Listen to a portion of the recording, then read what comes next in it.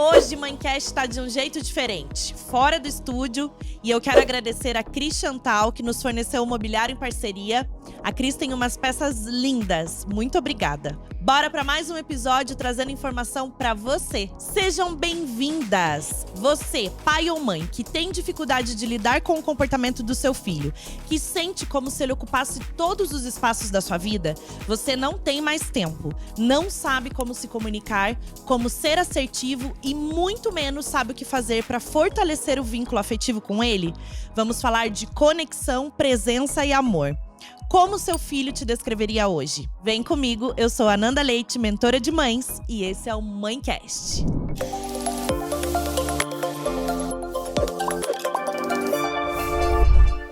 Ela é mãe de 3, do Joaquim, da Martina e da Aurora.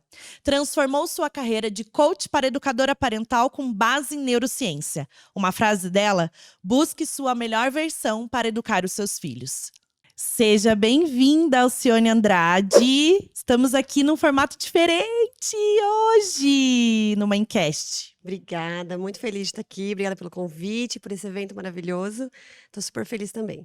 Obrigada, Alci, obrigada. Hoje a gente vai falar de um tema muito importante para os pais, que é sobre educação parental no geral, né? A gente sempre fala consciente, respeitosa, mas cada um tem a sua educação, né? Mas a gente vai falar da nossa melhor versão, o que a gente pode ser para os nossos filhos. E eu queria já, falando de educação consciente, né? Por que a gente não sabe lidar com os nossos filhos, Alci? A gente diz, na verdade, que a educação consciente diz sobre nós, né? A gente não sabe lidar com os nossos filhos porque, na verdade, a gente não sabe lidar com a gente mesmo. Todos os desafios que a gente tem com os nossos filhos refletem os nossos desafios internos. E isso é muito interessante, porque a grande maioria dos comportamentos desafiantes são comuns, mas em algumas famílias, nossa, isso aqui não tem o que fazer. Na outra família, não, isso aqui eu tiro de letra, aquilo que eu não sei o que fazer. Por quê? Porque é sempre sobre os adultos, né? Tanto que a gente sempre diz que uma educação consciente, você vê se ela é respeitosa, se ela é consciente, etc., não pelas crianças, mas pelos adultos. Porque a transformação é sempre em nós. Então a gente não sabe lidar com os nossos filhos porque a gente não sabe lidar com a gente não tem repertório sobre relações humanas respeitosas, né? Sobre o que acontece dentro do nosso cérebro, sobre por que as coisas acontecem, por que temos tantos desafios, e aí a gente não sabe e cobra que as crianças saibam. Então a gente chega nesse conflito interno que quando a gente não sabe o que fazer, o que a gente faz? Arranja alguém para culpar, para tirar de cima de nós, né? Então, se não é minha culpa, é a culpa da criança. Porque a educação tradicional também nos traz a ideia de que tem que ter um culpado, porque tem certo e errado. Então, se a mãe tem que estar certa, o filho tem que estar errado, né? E aí entra nesse bolo, nesse ciclo vicioso da gente ficar cada vez mais sem saber o que fazer e cada vez mais cobrando das crianças, que é quem realmente não sabe mesmo e não tem como saber, né?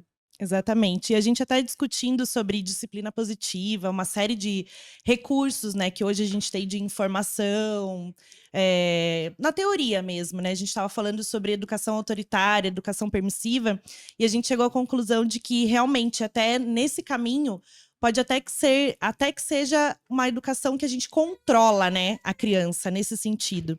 E muitas vezes não é sobre controlar a criança ou só ser firme e gentil. É a gente conduzir e atender a necessidade do todo, né? Achei lindo isso que você falou, a gente conversando essa semana, né, sobre nos bastidores sobre o roteiro, mas basicamente é isso, é a gente trazer esse repertório que a gente precisa se autoeducar. A gente precisa primeiro olhar para o que a gente está falando para os nossos filhos, né? Como que a gente está conduzindo. Porque é sobre a gente, não é sobre eles. Eles são pequenos, eles não sabem o que fazer, né? Então, a gente tem que conduzir, mas sem controlar. Isso. É muito confuso, né? Porque quando a gente entra nessa ideia da educação respeitosa, educação consciente, a gente ouve muito falar da disciplina positiva. E ela pode ser maravilhosa e, ao mesmo tempo, ela pode ser muito ruim. Por quê? Porque ela traz ferramentas. E, nossa, a gente ama ferramentas, né? Ai, me dá que ferramenta que eu uso aqui. Muita gente me liga e fala assim: ah, se eu tô com meu filho quando entra no carrinho, que ferramenta que eu uso? E a educação consciente não tem nada a ver com ferramentas. As ferramentas são formas que, como a gente não tem repertório, a Janine Nelson deu vários, assim, pra nós, né? Só que, bem que você falou, se a gente usa com o intuito de controlar, a gente tá sendo um autoritário disfarçado, né? Eu tô usando todas as ferramentas para fazer o meu filho fazer o que eu quero. Então você continua não olhando para as necessidades da criança, para o desenvolvimento da criança, para uma relação respeitosa, você simplesmente substitui a violência por uma ferramenta bonitinha.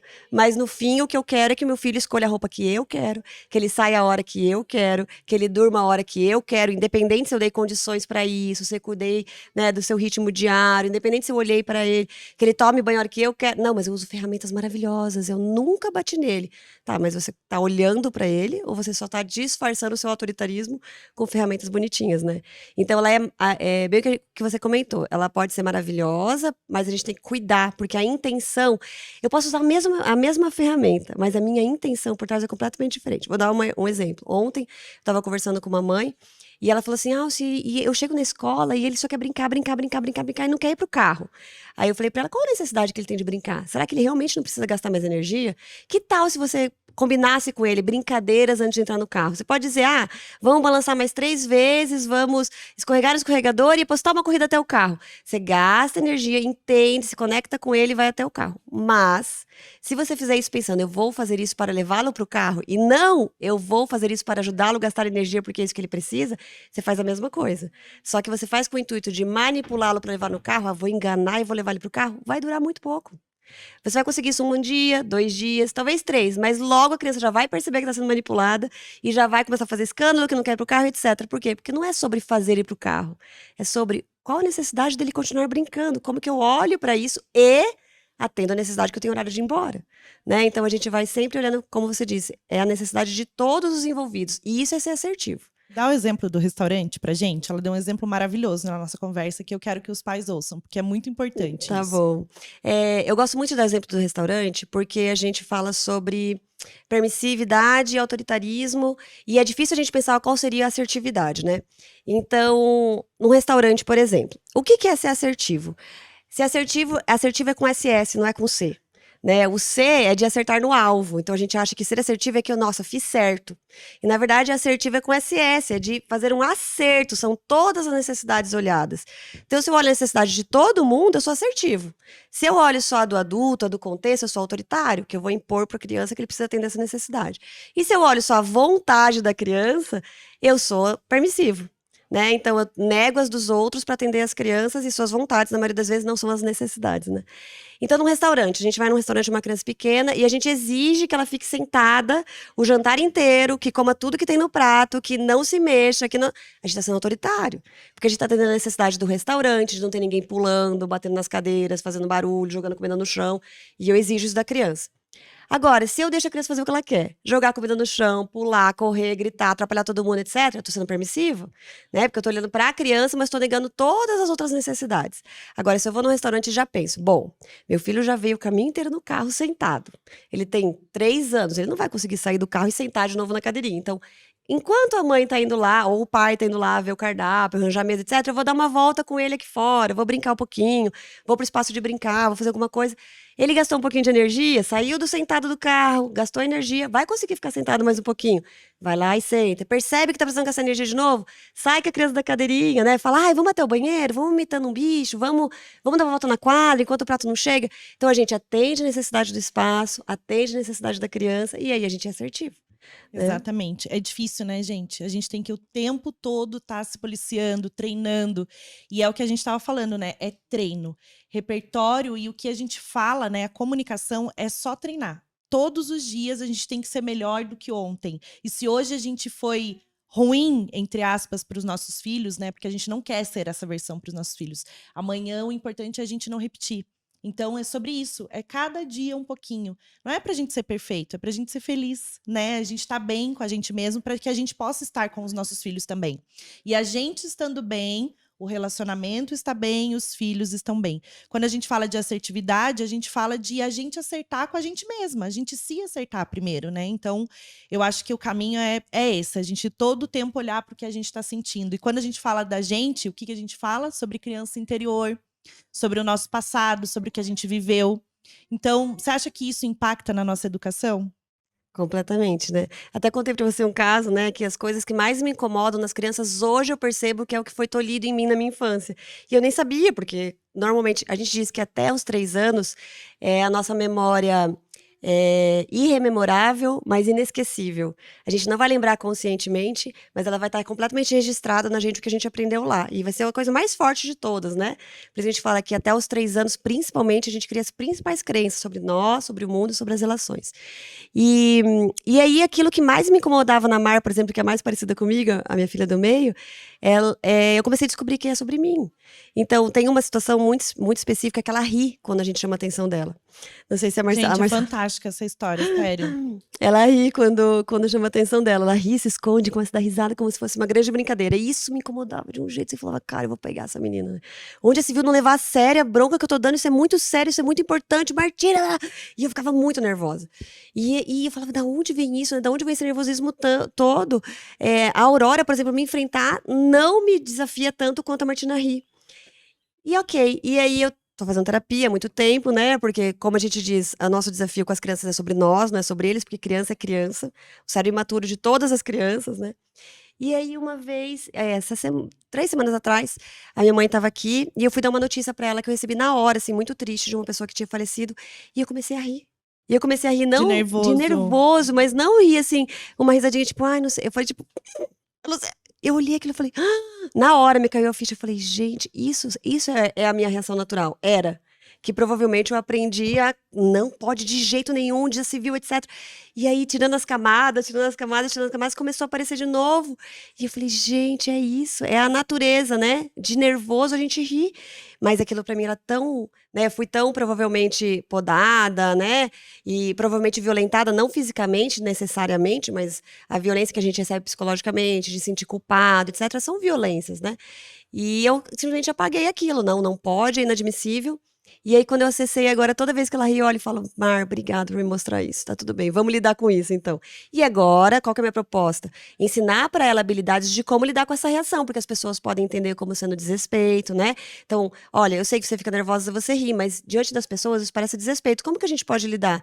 Né? Você pode abaixar a cabeça, se retirar, respirar. O que que é, né? O nervosismo, como que a gente lida com isso? Então, a gente vai ajudando a criar esses repertórios. É óbvio que o que a gente diz é, a gente precisa ajudar a criança a lidar com o que mora dentro dela e não a negar o que mora dentro dela, né? Gente, Então, meu o marido é caminho. assim, ele dá risada de nervoso e me irrita. Porque aí ele tá lá e ele tá falando eu tô falando um negócio sério e ele tá rindo e me irrita isso, porque, né, a gente tá falando um negócio que não é pra dar risada. Então, assim, a gente tem que trabalhar o tempo todo, né? E não é relação. Quando a gente fala de educação consciente, é relação com qualquer pessoa. Não é relação só com os nossos filhos, né? É relacionamento, é de tudo que a gente tá falando. E você falou agora de violência, né? O que a gente vive nessa parte psicológica, ou quando a gente é criança mesmo, né? Essas frases que a gente costuma ouvir hoje. Eu apanhei e sobrevivi. Eu levei um tapinha, é só um tapinha não dói. O que mais que você já ouviu, Alce?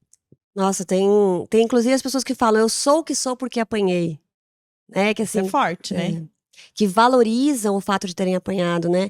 E é muito interessante, porque se a gente pensar assim, tá, você apanhou pra aprender alguma coisa. Se você tivesse aprendido a mesma coisa de uma forma amorosa, será que você não seria uma pessoa melhor ainda?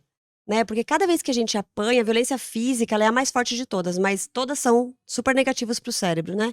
Para esse desenvolvimento da criança. Mas a física é como se fosse assim: a criança, ela tá lá indo atrás das suas necessidades, seja de exploração, movimento, sono, o que for que tá movimentando ela, né, num comportamento, e os pais agridem fisicamente. Quando ele se sente ameaçado e tem essa violência física, o cérebro da criança diz: corre para os seus pais.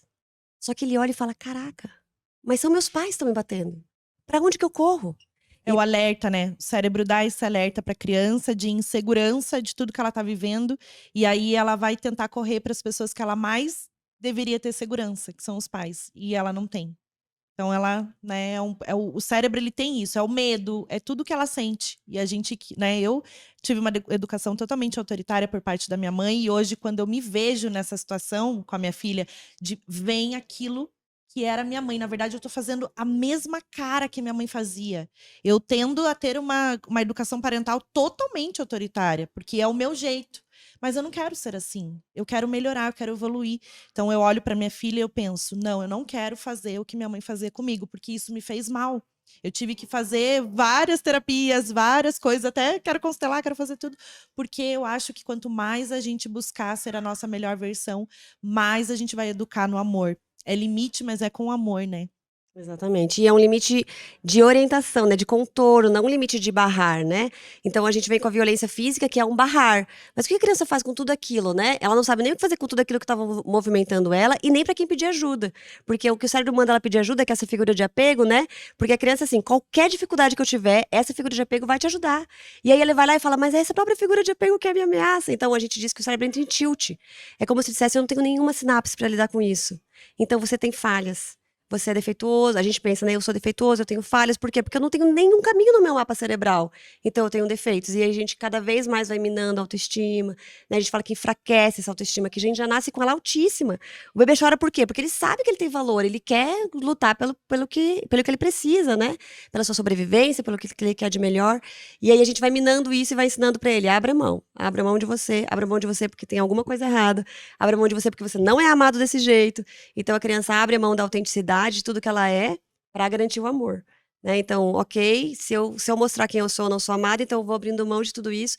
E não é só o fato de você se transformar em outra pessoa num sentido de fachada, né, é o fato de você realmente acreditar que o que você é não vale, que o que você é não é bom, é ruim, é péssimo, e isso vai levando a gente para lugares de muita doença mesmo, seja física, seja psicológica, né, e é tudo bioquímico, nada é eu odeio quando fala assim: "Ah, mas isso é psicológico". Gente, o psicológico é bioquímico, é físico, é fisiológico, não existe só psicológico, né, então é muito forte essa questão da violência. Então a gente poderia aprender tudo o que a gente aprendeu pelo amor. E onde a gente estaria?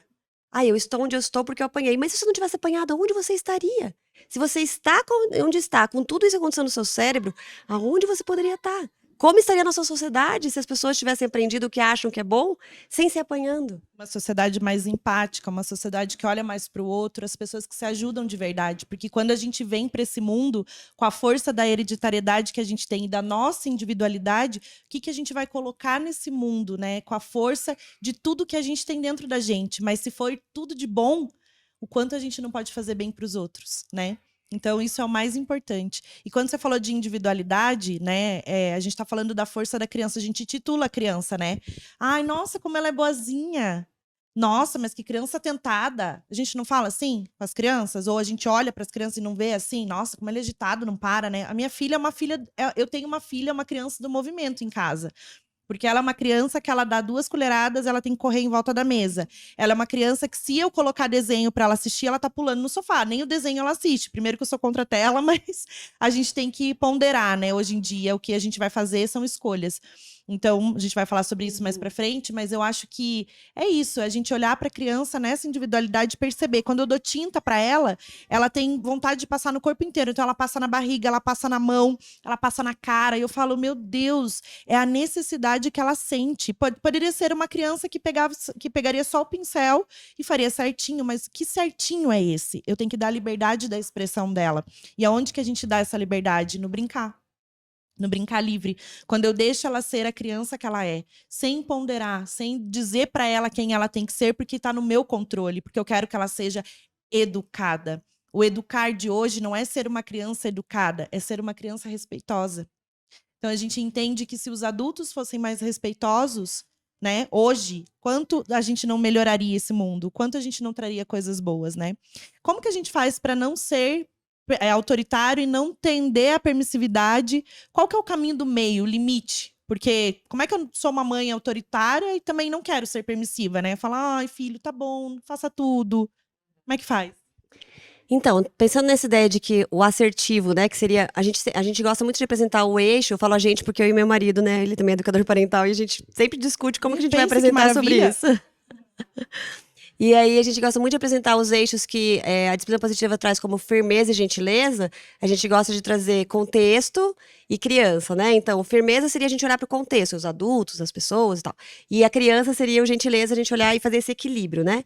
Então, esse caminho do meio, que seria dessa assertividade, a gente precisa estar muito consciente também das nossas necessidades, né? E a necessidade do ambiente. Então, esses dias, teve uma outra família, eu gosto sempre de dar exemplo, porque eu acho que a teoria é muito, né? eles estavam. O marido acha a mulher muito permissiva e a mulher acha o marido muito autoritário. E aí eu falei, me dá um exemplo. Porque eu expliquei sobre assertividade, eles falaram, não, ficou super claro. Daí eu falei, então agora traga uma prática para eu ver se ficou claro. E aí ele falou assim, por exemplo, ontem a gente estava aqui na sala e tinha uma árvore de Natal e ele pegou um brinquedo da árvore de Natal que eu acho perigoso, que ele é de um plástico duro, não sei o que, e saiu correndo pela casa. E eu falei, olha ele com aquele brinquedo lá, não pode. E ela disse, ai, você é muito autoritário, que chato, deixa ele brincar com o brinquedo. E aí ele falou, e aí, qual seria o caminho do meio? Ele perguntou, né? Daí eu falei, então vamos lá. Por que você não queria que ele brincasse? Ele disse, porque eu acho perigoso. Eu acho que ele pode cair, pode quebrar e pode se machucar. Daí eu falei, então tem uma necessidade sua a ser atendida, que é a necessidade de deixar seu filho em segurança. Daí ele é. Daí eu falei, por que você acha que ele tinha que brincar? Ah, porque, meu Deus, gente, ele é uma criança, ele tem que poder correr com os brinquedos, com as coisas, né, etc e tal. Daí eu falei, então como que a gente poderia atender todas as necessidades aqui? Da criança brincar, dele sentir que o filho tá seguro, né, e a sua de deixar o filho e tal, e a necessidade da própria criança de brincar. Daí eles se olharam e tal, daí eu falei, você, pai, né, que era o pai, pra não falar nomes, você poderia falar, olha, eu sei que ele quer brincar, eu sei que ele precisa correr, mas está me incomodando. Eu acho perigoso. Eu tenho uma necessidade de ver ele com um brinquedo menos perigoso, mesmo que você não ache. Vamos trocar esse brinquedo? Ou então posso trocar esse brinquedo? Ou então troque o brinquedo sem falar com ela. Só fale, né, filho? Ó, vamos trocar, pega esse aqui. Dele, entendi. Então, como que a gente pode ser assertivo, né? A gente entender o que está acontecendo ali. Não simplesmente tipo, filho, vai trocar esse chinelo. Qual o problema do chinelo? Não, porque aquele lugar não é adequado para de chinelo. Se eu deixar ele de chinelo, vai ser permissividade. Peraí. Não é adequado? Ou você se incomoda de chinelo? Que incômodo é esse? É um incômodo real? É um incômodo simplesmente porque eu quero aplauso dos outros e acho que se ele for de chinelo não vai ter aplauso? Então, assim, é complexo. Mas é um caminho de autoconhecimento que vai nos levando para uma assertividade muito respeitosa. Se a criança chorar, o que a gente faz? A gente acolhe, valida o sentimento da criança, claro. Isso é para qualquer pessoa, né? Se hoje a gente tá triste e ele ficou chateado porque tirou o brinquedo, e com a gente acontece a mesma coisa. Quando a gente tá no trabalho e alguém chama a nossa atenção e a gente nem fez algo errado, ou que a gente também tem essa necessidade de validar, que alguém valide o nosso sentimento, né?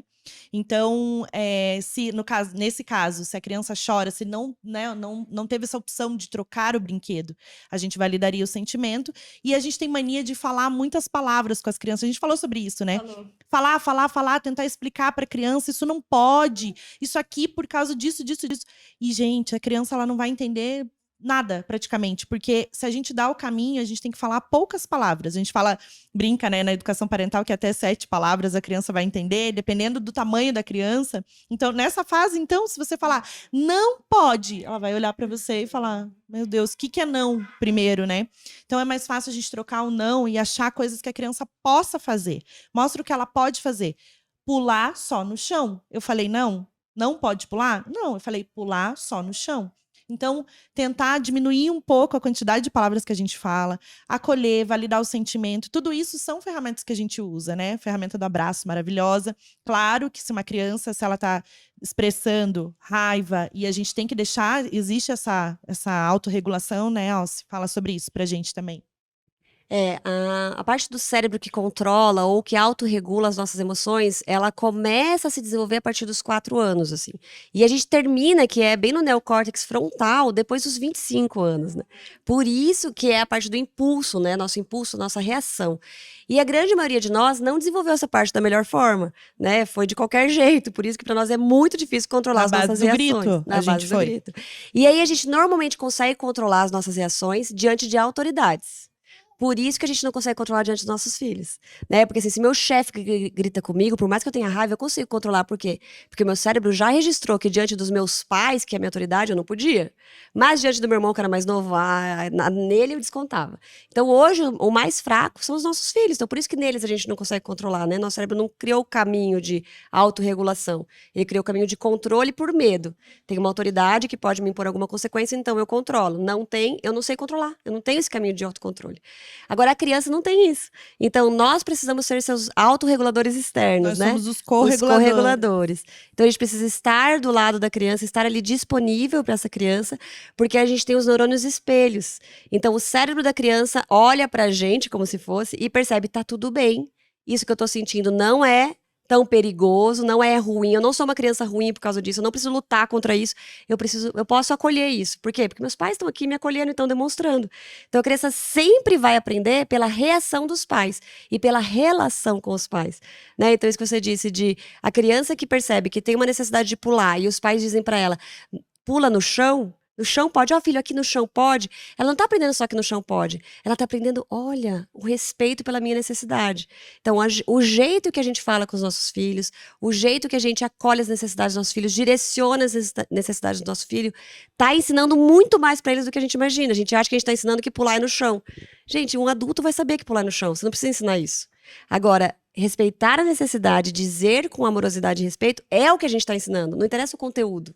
Então isso é muito interessante, porque muitas vezes as pessoas falam assim, ai, mas como é que eu ensino ele a escovar o dente, a higiene de escovar o dente? Eu falo, gente, higiene é um conceito totalmente abstrato, que ele vai aprender lá na frente. Ensine respeito, ensine gentileza, ensine consentimento, ensine contato físico de qualidade, né? Porque o que a gente normalmente ensina? Em nome da higiene, a gente é grosseiro, a gente é estúpido, a gente é abusivo, a gente é desrespeitoso com a criança, mas ele precisa aprender sobre higiene.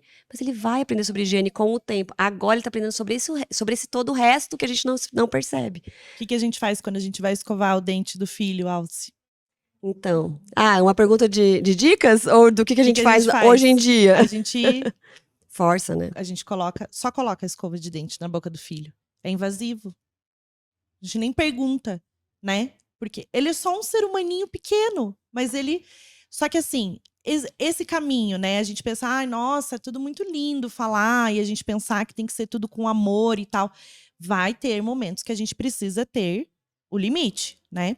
Como que a gente lida com essa falta de paciência, essa consciência dos nossos atos, né? Pra gente não gritar, pra gente não punir. Porque uma criança que ela é punida, que ela é chantageada, que ela é ameaçada, ela tem sentimento de recuo, de rebeldia, ela ressente tudo aquilo que você tá fazendo com ela. Então ela só vai se afastar cada vez mais. A gente não consegue trazer uma pessoa pro nosso lado só na punição, na base da chantagem. Eu não preciso chantagear meu filho para escovar o dente, mas eu posso pedir permissão pro meu filho para ele que abra a boquinha dele para eu colocar a escova. Né? Mas isso é com amor, mas se o meu filho não quiser, né? Então, tudo isso tem esse caminho do meio. Como que a gente tem consciência desses nossos atos, né? Então, eu acho bem legal essa história de escovar o dente, porque toda vez quando chega nisso... Deixa eu só fazer um parênteses, vou te Claro, cortar. por favor. Se eu tivesse tido a oportunidade que vocês estão tendo desse tamanho, tivesse escutado tudo isso, eu ia falar, gente, meu Deus, que maravilhoso, quero ser assim, como é que faz? Vou estudar mais, porque a gente acha que ser pai e mãe, a gente não precisa estudar, né? E muito pelo contrário, a gente precisa ir muito, porque não é estudar na teoria, é a gente olhar, hoje, ter esse olhar para uma criança desse tamanho e falar, nossa, ela realmente eu preciso atender. Como é que eu atendo a necessidade, né? Não só física, de manter limpinho, dormir, comer, alimentado, né? Como é que eu atendo a necessidade cognitiva, sensorial, espiritual, emocional? Tem tantas questões, então é tão lindo essa oportunidade, né, de você estar aqui hoje com ele desse tamanho. Lindo! Isso aí! Então, essa questão que a gente estava falando de escovar o dente, né? Muita gente me pergunta, e lá no começo, quando eu comecei a estudar educação parental, que eu já comecei a atender famílias e ajudar e etc., eu dizia também, eu falava, não, chega uma hora que tem que forçar sim. E hoje em dia, quando eu olho para isso, eu penso, gente, todo comportamento é comunicação. Então, por que ele não quer escovar o dente? É muito mais sobre isso do que como eu faço ele escovar o dente. Né? Então, por que ele não quer escovar o dente? Em que momento que talvez o dia inteiro eu passei sem vê-lo, só fazendo checklist, né? Por favor. Vai pra escola, cheque. Se você trocou, cheque. Deu banho, cheque. Mas eu não sei que criança é aquela. Ela é um robozinho cumprindo tudo que eu quero. E aí, na hora de escovar o dente, é o momento que ele tem pra dizer, agora ela vai me ver. Não vou abrir a boca. E aí você fala, não, vou usar ferramentas e vou abrir a boca dele. Ou seja, mais um cheque você quer dar. Não quer ver que criança é aquela, o que ela tá querendo dizer pra você, etc, né? Então a gente olha pro buraquinho da fechadura e fala que conhece o nosso filho. Não, ele tá te dizendo alguma coisa. E o escovar o dente normalmente é de noite. É normalmente na última chance que ele tem de dizer, eu existo, ou eu tô aqui, eu sou um ser. Se conecta comigo. Se conecta comigo, né? Eu gosto muito de uma frase que diz, resistir é lutar para existir. Se o nosso filho tá resistindo, é porque ele não tá existindo. Pode perceber, o dia que você tá super bem, se divertindo com ele, conectado, etc. Cara, ele escova o dente, ele vai, ele brinca, ele deita, ele dorme. É verdade, né, amor? Na maior qualidade do mundo. O Fábio fala, perceba, olha como que a Maria Cecília tá com você. Então, toda hora eu tenho que estar me policiando, né? Exatamente. E aí, qual que é a nossa falta de paciência? É a mesma coisa. Por que eu tô sem paciência? Olha para o que aconteceu, né? que aconteceu lá atrás, no seu dia e tal. Não é o seu filho. É sobre você, né? A minha falta de paciência diz sobre mim. Meu filho não escovar o dente diz sobre mim. Hoje em dia, toda vez que elas... a Aurora, principalmente agora que tem 3 aninhos, né? Eu falo, Aurora, hora de escovar o dentinho. Ela faz, Aí, Gente, a Alce tem 3 filhos e tudo pequenininho. um de 8, uma de 5 e outra de 3. Manu também. É. E aí eu sempre falo, o que você quer me dizer, Aurora? Ela já fica me olhando assim. E às vezes ela fala, você não brincou comigo hoje. Muito bonitinho, porque a gente já conversa. Fala, o que tá faltando, filha? Será que eu não brinquei com você? O que tá isso, isso, aquilo? E ela diz, ai, meu Deus, ela diz porque você ensinou? Talvez. Mas eu já sei o que é. Então vamos brincar de correr até não sei onde, papapá, pra depois escovar o dente, pra isso e aquilo. Eu tô manipulando ela pra escovar o dente? Se eu fizer com essa intenção, eu tô. Mas eu posso fazer a mesma coisa, mas com a intenção de me conectar com ela. Então não é exatamente como eu faço ou o que eu faço, é por que eu faço. E aí esse porquê, baseado no respeito, na conexão, na necessidade, qualquer ferramenta vai funcionar. Seja eu escolher se ela quer com a pasta azul ou com a pasta rosa, ou seja eu escolher se ela quer dar 3 cambalhotas na cama e depois escovar, qualquer ferramenta vai funcionar. Ou seja eu escolher que ela quer escovar o meu primeiro para depois escovar o dela, porque eu me conectei. Ao mesmo tempo, se eu não me conectar, nenhuma vai funcionar. Porque a criança percebe que a mãe não tá lá ainda. E ela vai dizer não e não. Qual pasta que é? Azul ou rosa? Nenhuma. Meu Deus, eu tô usando todas as ferramentas e nada funciona. Não é sobre ferramentas. É sobre conexão, É sobre presença conexão. e amor, né? Exatamente. E lembrar também que as crianças têm as fases, os marcos, né? Não dá pra... Uma criança de 3 anos, a gente não vai lidar igual a gente lida uma criança de 5. Nessa fase, então, nem se fala, pequenininho. É, exatamente. E a gente pensa assim, ai, que difícil, como é que eu faço? Então, cada fase eu tenho que ter um repertório? Não, é sobre isso que a gente tá falando, sobre a verdadeira conexão. Então, vou dar um exemplo, né? A Maria Cecília lá em casa, várias vezes, desde eu falar, filha, você quer tomar banho morninho ou quente? Né? Eu tava falando isso pra Alce. Então, às vezes, ela não quer ir tomar banho. Então, eu tenho que trabalhar todo o lúdico. Ela tem 3 anos. Como que eu vou ficar racionalizando uma coisa que ela não entende, né? A gente já foi dar banho nela de barco, né, pai? De avião. Aí tem que levar. Então, naquele momento, a gente dá risada, a gente curte aquele momento. Então, é sobre isso, é a gente se conectar, não lembrar que a gente está o tempo todo manipulando para a criança fazer o que a gente quer. Não. É a gente estar naquele momento para se conectar verdadeiramente. E aí que entra o mau comportamento dos filhos. Como é que a gente decifra, né? Isso que você falou. Se a criança, ela opta por eu colocar a pasta rosa ou azul na boca dela, ela não quer. Ela tá tendo um mau comportamento porque sabe que eu não tô me conectando verdadeiramente com ela. Tem como a gente decifrar esse mau comportamento em outras questões, se uma criança está irritada, fazendo, intensificando essas birras?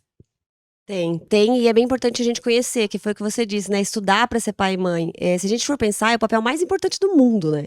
A sociedade só vai mudar a partir do momento que a gente educar as crianças, os seres humanos, de forma diferente, se eles forem construídos de forma diferente, né? E o estudo para ser pai e mãe é um privilégio dessa geração, né? Porque chegou agora, assim, nós somos muito privilegiados. Só que nós somos pioneiros e os pioneiros sofrem, né? Tem lá um facão para abrir uma mata que não tem um caminho ali naquele mapa, não tem esse caminho. Então a gente vai sofrer, a gente vai ter que se fortalecer um no outro, né? Criar comunidade, se apoiar para ver, não, esse facão tá melhor, esse caminho aqui deu mais certo, né? E aí, olhar para entender essas necessidades tem a ver com esses estudos. Né? O que o cérebro precisa, como você falou, em cada fase, que necessidades tem aqui? Pode ser sono, pode ser ritmo, pode ser conexão, pode ser sentir-se importante, sentir-se visto, sentir-se considerado, né? Uma vez eu fui conversar com um grupo de professores numa escola, ela falou assim, mas você disse que o cérebro só aprende se estiver bem. Se eu fizer tudo que todos os alunos querem, 23 alunos, como que eu vou dar aula? E aí eu disse para ela, gente, o cérebro estar bem não é receber tudo o que quer, no sentido de fazer tudo que eu quero à minha vontade. É sentir-se considerado. Né? É sentir-se assim, eu tô cansado, professor. E você olhar para ele e falar, nossa, eu tô vendo que você tá cansado. Vamos fazer o seguinte, fica de pé ali para você não acabar dormindo na sala, né? Ou então eu vou fazer rapidinho aqui. Ou então, pessoal, vamos fazer o seguinte, vamos fazer uma roda aqui. Então, assim, você considera as questões, você não deixa de dar aula. Não é aquela coisa, eu tô cansado, o que ele quer, ele não tem aula. Então eu vou atender ele. Não, não é atender a vontade, é atender a necessidade, ser considerado, né? Muitas vezes o Joaquim fala, mãe, eu quero isso, isso e aquilo. E aí eu falo, não, mamãe, quando eu paro, eu falo, filho, me explica. Aí ele explica. E eu falo, entendi, filho, mas tem isso, isso, isso. Mas eu considerei. Eu considerei a vontade dele, eu considerei a opinião dele, eu parei para ouvir ele. Então, só de sentir considerado, ele também se abre para outras considerações, né? Então, algumas necessidades. Então, a gente precisa olhar para aquele comportamento e fazer esse checklist na nossa cabeça, né? É sono, é cansaço, é ritmo, é alimentação. A alimentação interfere de um jeito que a gente não imagina, né? Os hormônios são liberados a partir da alimentação, a falta de ritmo ritmo na alimentação, a fome, né? Criança com fome, a gente sabe que fica. Eu tenho uma irmã, que ela não é criança, mas a gente fala, toda vez que acontece alguma coisa, a gente fala, Aline, você tá com fome? E ela fala, tô com medo de ficar com fome. Ela fica muito brava com fome. Então, tem várias necessidades fisiológicas, e aí a mais importante de todas é de sentir-se visto e amado, né? Então, se eu acordo de manhã e do jeito que eu acordo, meu cérebro desperta e fala, você tá seguro? Não, não tem nenhum adulto conectado com você. Já acorda mal. Já acorda falando, não quero levantar, não quero. Por quê? Porque ele precisa ser visto. Outra coisa é, como eu recebo essa criança quando ela acorda? O cérebro dela acorda e fala, opa, tem algum adulto com você? Tem. Ah, então você pode ficar tranquilo e simplesmente se desenvolver, né? Quando a gente não dá essa segurança para a criança de que ela está sendo vista, de que ela está sendo acolhida, de que as necessidades delas vão ser atendidas, não é as vontades, as necessidades, ela simplesmente se desenvolve, ela se abre para novos desafios, ela se lança, né? Essa busca para autonomia que os pais querem tanto da criança, que a gente cobra uma independência, na verdade a gente tem que dar todo o suporte para ela desenvolver a autonomia, vai naturalmente, porque ele não precisa ficar buscando, será que eu vou morrer? Será que eles estão me vendo, né? Eu sei que eles estão, então eu vou.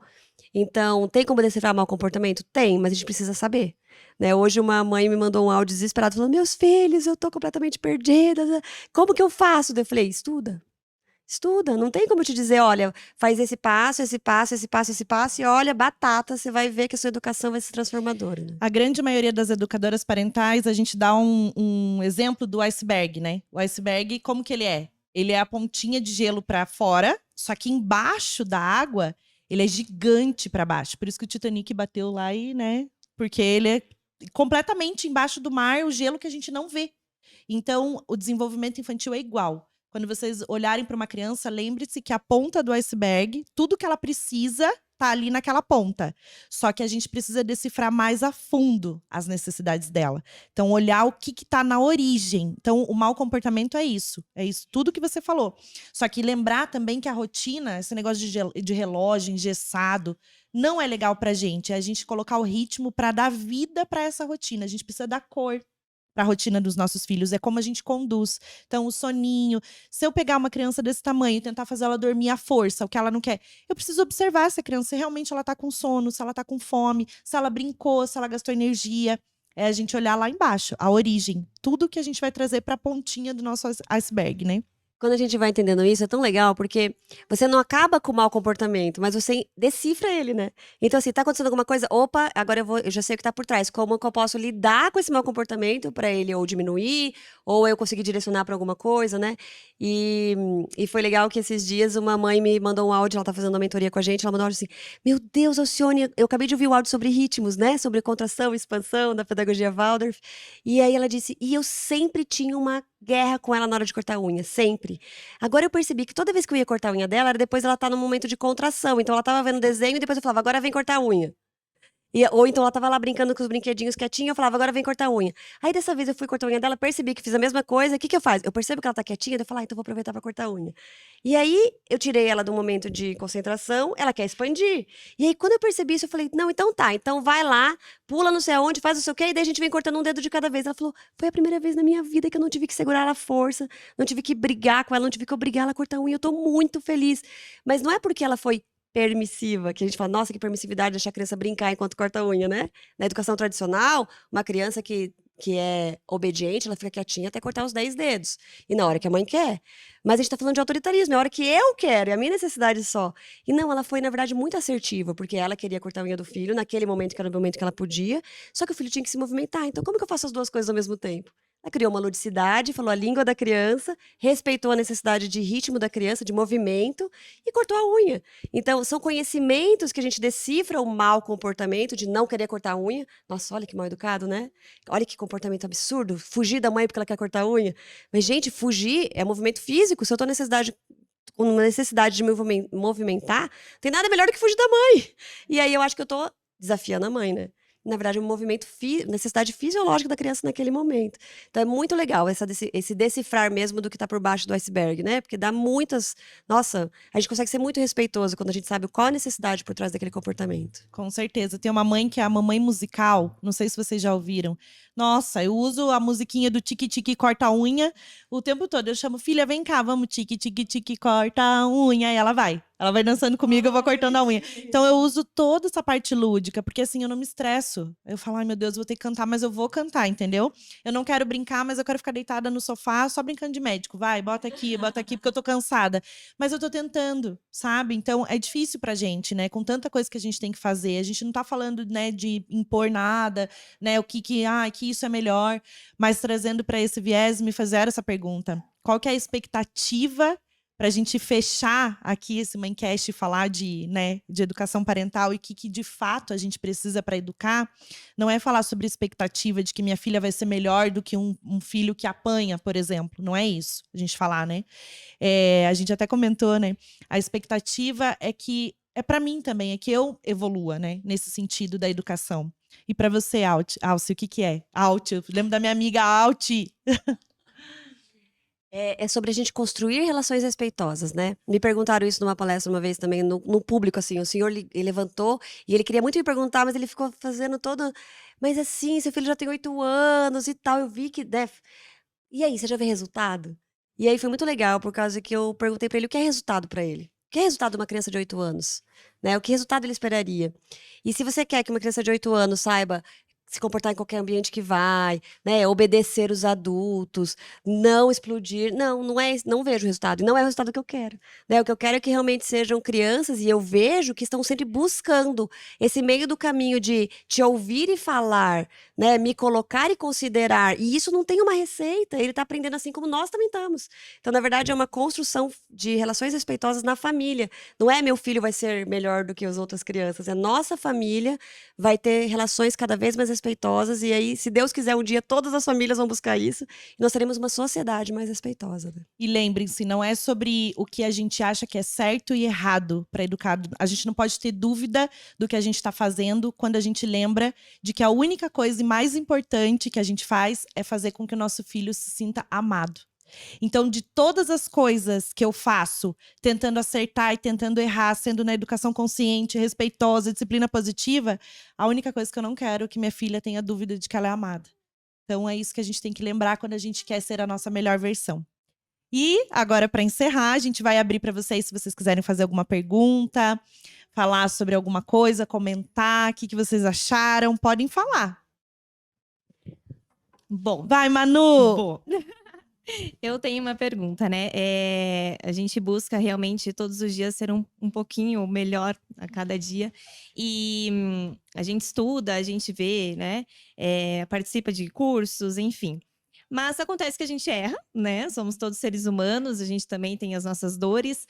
E a minha pergunta é justamente essa: quando acontece de a gente errar, falhar em algum momento, diante do meu filho, o que eu posso. Eu preciso dar uma satisfação para ele, daquele grito, de repente, que eu dei, que eu me descontrolei, ou deixa quieto, passa e deixa ele esquecer? Ou como que eu faço perante ele? Porque eu acredito que eu tenho que ter um respeito, né? Com ele. Eu devo uma satisfação do porquê eu me descontrolei, né? Eu acho que é importante. Então, essa é a minha dúvida, de como que a gente pode fazer isso, pedir desculpa para ele, como que a gente pode conduzir. Muito bom. Respondo primeiro? Pode responder. Adorei essa pergunta, porque muitas pessoas me perguntam também assim: eu tenho que ensinar o filho a pedir desculpa ou não tem que, né? E uma coisa bem importante é isso: a gente não ensina nada, a gente é exemplo de tudo. Na pedagogia Waldorf, a gente fala que a gente tem que ser autoridade digna de ser imitada, né? E aí, o que eu normalmente faço é que eu falo muito. Por quê? Porque como eu não consigo ser digna de ser imitada o tempo todo, eu quero, pelo menos na teoria, trazer alguma coisa. Falo, olha, na prática eu não consigo muito, mas na teoria eu já vou te falando o que eu estava tentando fazer aqui. Então eu falo bastante ainda. Eu queria um dia não precisar falar mais. Mas eu sempre digo para eles assim: gente, a gente vai errar muito. E toda vez que a Aurora erra, por exemplo, ela fala: mamãe, você também erra, né? Eu erro, filha. Adulto erra, né? Erra e vamos errar o resto da vida. Porque é no erro que a gente vai aprendendo, né? E assim vai. E então eu sempre tento ensinar para eles assim: gente, quando a gente erra, são oportunidades maravilhosas da gente aprender e da gente fortalecer vínculos. Pode perceber nas empresas, toda vez que você tem uma falha com o seu cliente, é uma oportunidade gigantesca de você fidelizar ele pro resto da vida. Porque, né, eu sempre, nunca esqueço, tipo, uma empresa de avião lá, como é que é? Extraviou a bagagem, cara, devolve a bagagem com champanhe, nunca mais o cara pega outro avião. Então, o erro é uma oportunidade maravilhosa também de fortalecer vínculos, né? Então, a partir do momento em que a gente erra com o nosso filho, grita, eu sempre digo pra eles assim: gente, erro, 3 R's, eu falo. Primeiro, a gente tem que reconhecer. Então, reconhecer esse erro, aí a gente vai reparar esse erro e vamos reconciliar com essa pessoa. Só que normalmente a gente não vai conseguir reconhecer na hora, porque a gente vai estar com muita raiva. Então, às vezes, eu grito com eles, eu sou estúpida com eles, e eu falo, eu não consigo falar com vocês agora, e eu saio. Aí eu vou, respiro, etc e tal. O que que eu tô fazendo? Eu tô me acalmando, eu tô buscando um caminho, mas eu tô sendo exemplo do que fazer. E aí eu vou até eles depois e falo: "Gente, a mamãe gritou com vocês, então reconhece. A mamãe estava muito nervosa, a mamãe gritou com vocês não têm eu não tenho direito de gritar com vocês não podem nunca ser tratados desse jeito por ninguém, nem por mim, nem por ninguém no mundo. Então, eu quero muito pedir desculpas pelo que eu fiz. A mãe não devia ter gritado com vocês assim. E aí, normalmente, o Joaquim já fala: Não, mamãe, tá tudo bem. Eu falo: Não, filho, não tá tudo bem. Você pode dizer que você me perdoa, mas não tá tudo bem. Você não pode dizer que tá tudo bem as pessoas gritarem com você. Aí ele: Ah, tá, entendi. Não, então eu te perdoo, mamãe, né? Ah, então tá. Então agora, o que que eu posso fazer? Como que eu posso reparar o que eu fiz? Vocês estão chateados? Não estão? Às vezes, o nosso erro vai no sentido de quebrar alguma coisa de alguém, né, de, sei lá, tirar uma coisa do lugar que a criança não queria. O Joaquim fala muito pra mim: Mamãe, você tirou a minha banana daqui, você nem me perguntou, eu tava comendo. Nossa, filho, nessa hora eu consigo reconhecer, porque eu não fiquei com raiva, né? Reconhece, nossa, tirei mesmo. Porque normalmente a gente já vem se justificando, né? Mas, gente, reconhece. Nossa, tirei mesmo, realmente não te perguntei. Foi mal, né? Você quer que eu ponha de volta? Não, não, eu vou comer nesse outro lugar. Ah, então tá bom. Então, reconhece, repara e reconcilia, né? E é o caminho. E aí, para eles, é maravilhoso quando a gente faz isso, porque eu posso falar 50 mil vezes, pessoal, reconhece, repara e reconcilia. Eles nunca vão aprender a fazer. Outra coisa é, todas as vezes que eu fizer, eu reconhecer, reparar e reconciliar. Eles vão tirar de letra, eles não precisam nem saber as palavras. Eles vão fazer, vão conhecer esse caminho, sem nunca nem ter ouvido essas palavras, né? Então, é muito mais nesse sentido de, sim, a gente precisa reconhecer, pode não ser na hora, pode ser no dia seguinte. Filho, ontem a mamãe foi muito desrespeitosa com você. Ele vai até olhar, nossa, foi mesmo, nem tinha percebido, porque eles estão tão acostumados muitas vezes, né? E aí, às vezes ele fala, não, mãe, eu não achei que foi desrespeito. A gente fala, e eu firmo, foi sim, filho. Olha o jeito que a mãe falou com você. Ah, eu podia ter sido respeitosa e te perguntado, eu podia ter te convidado, mas olha o jeito que eu falei, eu te dei uma ordem naquele momento. Ah, entendi. Porque o Joaquim, que foi o primeiro, eu ainda usei muito a disciplina positiva como disfarçar o meu autoritarismo. Era um autoritarismo bem amoroso, sabe? E não que a disciplina positiva seja assim, mas ela pode muito ser usada assim, né? Pensando em ferramentas. Então, ele ainda não reconhece muitas agressões, para ele é normal. Hoje em dia, a gente está tentando mostrar para ele mais, filho, aquela hora que você não gostou e o papai continuou, foi desrespeitoso. Ah, entendi. Mas o Joaquim já tem 8 anos. Né? Então é outro lugar. Mas a gente sempre reconhecer, reconciliar e reparar, a gente fortalece vínculos incríveis. Esses dias eu estava conversando com meu marido, essa história foi muito boa. Eu estava conversando com meu marido e eu falei pro Dinho, eu acho que a gente pode conversar sobre isso na frente do Joaquim. Ele estava jantando com a gente. E eu falei, hoje lá na cozinha, quando você me falou aquilo, e comecei a chorar. Aí o Joaquim olhou e falei, filho, tá tudo bem, mamãe chora quando tá nervosa. A mãe ainda não aprendeu a falar, né, as coisas que me desconfortam sem chorar. Dele, então tá. Daí ele ficou mais calmo, continuou comendo. E aí eu falei, não gostei, né? Eu me senti chateada, assim, assada. Eu acho que você podia ter feito diferente, podia. E o Dinho só segurou na minha mão e ficou me ouvindo, né? Eu falei, ai, que bom, vou sempre conversar com o Joaquim junto. Porque aí a gente ia ser exemplo pra ele do diálogo, né? Então a gente se esforçou bastante, assim, pra ser respeitoso. Aí quando eu acabei de falar, o Joaquim veio do meu lado e falou assim: Mamãe, a minha professora me disse que quando a gente aponta o dedo pra alguém, a gente tá com os 3 apontando pra gente. E mostrou assim. Aí eu falei, nossa, filho, você tem razão. E fiquei pensando assim, no que talvez eu poderia estar apontando pro Dinho, e na verdade a questão era minha, né? Aí ele ficou me olhando e falou assim, eu fiquei pensando, por que a gente não aponta assim pra pessoa? Que bonitinho. Eu achei o máximo, porque não é sobre o que vocês estão discutindo aqui, eu tô tentando analisar as relações humanas. Então Sim. eu achei muito legal o quanto que a gente realmente é no exemplo, né? Que o nosso desrespeito também são oportunidades maravilhosas de ensinar. Porque se eles vivessem numa família que tá sempre se forçando, né? Tudo superficialmente. Não, eu finjo que eu sou calma, eu finjo que eu não grito, eu finjo que não sei o quê.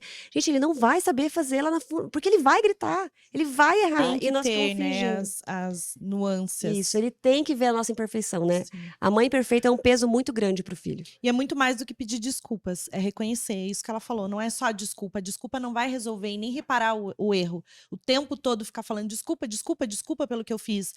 Uma hora a criança vai olhar e vai achar que a desculpa não adianta mais. Então, é reparar e reconciliar. Mostrar pela atitude, né, pelo exemplo. O que eu fiz. E pausa positiva também funciona, viu? É uma ferramenta também poderosa. Então, pausa positiva. Não tô... Agora, a mamãe tá muito nervosa, eu vou sair, tá bom? E sai. Porque assim, não dá. Tem horas que a gente vai, né, pensar nisso. Então, E uma coisa bem interessante da gente também lidar com isso de reconhecer, é deixar a criança muitas vezes ter o tempo dela também de reconhecer, né? Às vezes quando a Martina e a Aurora brigam, ali na hora eu já queria que a Aurora reconhecesse ou a Martina e já pedisse. E muitas vezes a Martina sai e a Aurora fala: mamãe, ela não veio reparar o que ela fez comigo. E ela ainda foi se esconder.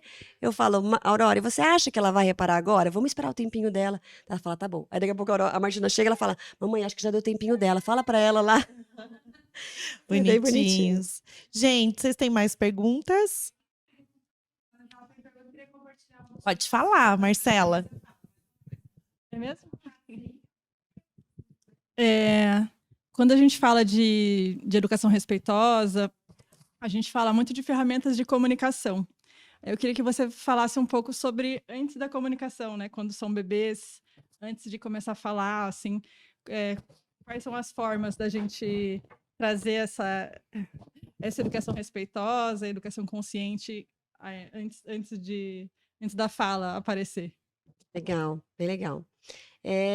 Como a gente estava falando, né? A comunicação, na verdade, é o mais fácil para nós, adultos, né? A comunicação falada. Mas a criança está o tempo todo se comunicando, né? Então, no nosso toque, no nosso olhar, na nossa respiração, na brincadeira. A primeira comunicação da criança é a brincadeira, né? A curiosidade, o jeito que ela brinca, o jeito que ela se movimenta, tudo é comunicação. E, na verdade, a criança pega muito mais por essa comunicação do que pelo que a gente está falando, né? Eu acho que, inclusive, a comunicação não verbal é 1000 vezes mais importante do que a verbal. Uma coisa é eu dizer: vem aqui, filha, a mamãe te ama. Outra coisa é eu abraçar e não falar nada, né? Então, eu acho até mais fácil quando a criança não fala, porque daí a gente se obriga a buscar outros caminhos que são mais intensos e mais propícios para o aprendizado do que a própria fala. Como eu disse, eu falo muito. Então, muitas vezes eu tô ali falando e quando eu percebo, cara, eu tô fazendo completamente diferente do que eu tô falando, mas eu aposto tanto na minha comunicação, e aí, na verdade, o que eu tô ensinando não é nada do que eu tô falando, né? E quando eu tenho percebido muito isso quando as meninas estão entre elas falando coisas bonitas de forma agressiva. Do tipo: tá bom, Martina, eu te empresto, tá aqui, ó, não sei o quê. Eu olho e falo: gente do céu, ela está empurrando, ela tá totalmente não olhando pra irmã, mas eu faço isso quando eu falo pra ele: tá bom, a mãe não vai ficar nervosa com você agora, vai, não sei o quê. Mas eu tô nervosa, né? Então não é o que a gente fala, né?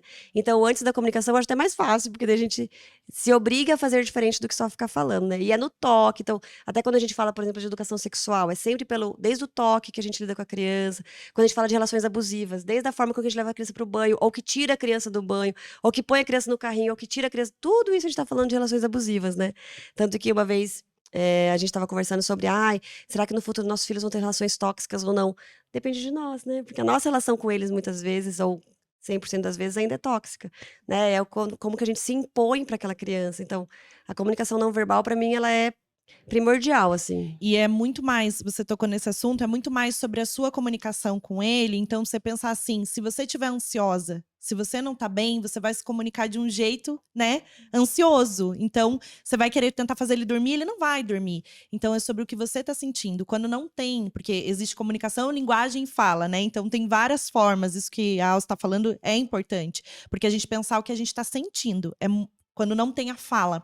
Então, quando você vai abraçar, quando você vai tentar fazer dormir, toda vez que você tá tentando se comunicar com ele, é no olhar, é tudo. Então, entrega pro pai, fala: ó, pega ele, eu não tô bem, eu não consigo fazer dormir, eu tô ansiosa. Então, e sai, porque é sobre o que você sente. Então, ele vai notar, o filho é uma extensão com um cordão umbilical invisível até os 7 anos. Então, ele vai sentir tudo que você tá sentindo, tudo. Se você estiver ansiosa, ele não vai dormir. Se você estiver, né, sem teu autocuidado, sem você tá pensando no que você precisa para melhorar ali naquele dia com você mesma, ele vai sentir. Então é sobre isso, é sobre você. Muito mais do que sobre ele, porque ele ainda não fala, não entende. Então a tua conexão é essa, de trabalhar mais o que você tá sentindo, no meu ver. Gente, obrigada. A gente precisa encerrar, porque o Fabrício tem horário. Mas olha, foi muito bom estar com vocês. Ai, Gi, esqueci de você. Pode falar, vai. Coloca a câmera na Gi que eu quero que ela fale. Tô sem maquiagem. Ah, não dá nada. Quero fazer um comentário sem interferir, né? Com todo respeito à Alce e você, mas dentro da sistêmica, quando a gente fala desse movimento com os filhos de cuidado e dizer desculpas, em que tamanho que eu coloco o meu filho. Ah, vou olhar para vocês, não vou olhar lá. Tamanho que eu coloco o meu filho quando eu peço desculpas para ele. Então, o que eu aprendi? Antes eu também aprendi a pedir. Primeiro eu aprendi a pedir desculpas. Já foi um grande ganho, né? Que eu aprendi a me colocar no lugar de fragilidade. Porém, quando eu estudei a sistêmica e comecei a olhar as ordens, aprendi a dizer sinto muito. E aí, qual que é a diferença entre o sinto muito e o desculpas? Ou o perdão? É que eu me coloco como frágil, aí a mamãe agora não consegue, a mamãe sente muito. Eu sei que eu fui grosseira, eu sei que eu falei algo que te causou dor. Eu sinto, assim como você sente. Então, eu me coloco como ser humano igual. Porém, eu sou maior que você, eu sou sua mãe. Eu não posso pedir que você tire de mim a culpa. Que quando eu digo a gente fala desculpas, dependendo, tem coisas que a gente fala, desculpa aí, né? Mas Desculpa é desculpa, eu tiro a culpa tira de mim. Aí de a mim. criança lá, meu Deus. Responsabilidade muito grande, né? Como é que eu. Nossa, tá bom, mãe. Tá bom. E começa a carregar. Se é uma relação que às vezes, tropecei, desculpa aí, essas ainda vai, a gente. Mas quando é algo, como a Alce colocou ali, mais da gente acabar gritando, da gente acabar interferindo, eu aprendi. E eu observo nas minhas meninas assim, que tem uma plaquinha lá em casa, um quadrinho que eu ganhei. Aqui em casa falamos desculpas. Mamãe, a gente não pede desculpa aqui em casa. Falei, nós temos que alterar o texto, filha. Nós vamos botar ali. Então, só sobre isso eu queria comentar, que é importante a gente. É uma postura também, que é o treinamento, porque lá atrás nossos antepassados não tiveram esse treinamento. Que bom que a gente está podendo fazer diferente, né? Graças a bom. Deus que a gente está tendo a Obrigada. oportunidade da mudança e da evolução, né? Nos dias de hoje, que é o que a gente precisa. Gente, obrigada. Muito obrigada, viu, por vocês estarem aqui hoje, ouvindo o que a gente tem para falar. E depois esse episódio vai pro ar também. A gente vai deixar gravado lá no canal no YouTube, vocês já conhecem, Mãecast. As meninas, a gente tem que ir um encontro segunda-feira, né? Eu nem sabia. Falei, tem que colocar na agenda. E obrigada, gente. Espero que a gente tenha contribuído com vocês aí, deixando essa mensagem de amor, que é isso que a gente faz, né? A gente tenta passar tudo com amor, o que a gente faz e, enfim. Pode falar, Alce. Obrigada, acho que só Obrigada a agradecer você. você pelo espaço, pelo convite, foi maravilhoso. Agradecer vocês de Maravilhosa. estarem aqui, né? Essa experiência ao vivo, com perguntas, uma delícia. E eu penso muito, eu sempre falo sobre isso, a gente vai criando comunidades, porque sozinho a gente não vai conseguir. A gente tá remando muito contra a maré. E daí, se eu tô lá sozinha remando contra a maré, achando que eu tô certa, que. Gente, rapidinho eu volto de novo pra maré e falo, não consigo sozinha. Outra coisa tem muita gente indo junto, né? Então é isso, assim, a gente precisa se apoiar nessa busca o tempo todo, senão a gente vai desistir, porque o automático é mais rápido, né? Vai mais rápido, chega mais rápido naquele lugar que as pessoas aplaudem. E aí a gente se sente reconhecido, libera hormônios de prazer no nosso cérebro e a gente pensa, é por aqui mesmo, acho que eu tava fazendo errado. Muita gente me fala, não, eu tentei a disciplina positiva, eu tentei a educação consciente, não deu certo. O que é dar certo, gente? Pelo amor de Deus, né? Vamos dar as mãos e vamos entendendo o que aqui eu não tô conseguindo, como que você fez, o que você encontrou, né? Que caminho, que terapia você fez aqui, que escola você escolheu, onde você encontrou isso, onde você encontrou aquilo, e a gente se unindo mesmo, porque se não for uma comunidade, rapidinho, a gente acaba sendo atropelado mesmo e volta essa sociedade violenta a falar mais alto e a gente desistir, né? Com certeza. Obrigada. Obrigada. Obrigada, Alce, por tudo. Vamos tirar uma fotinho antes de vocês irem, hein? Gente, para vocês que estão assistindo, obrigada. Lá naquela câmera, Alce, dá um tchauzinho. Obrigada a todo mundo. gente, Compartilha obrigada. o vídeo e vamos falar mais sobre educação, porque a gente precisa ter essa educação consciente em todos os lugares, com todas as relações humanas. Um beijo, fiquem com Deus. Até mais.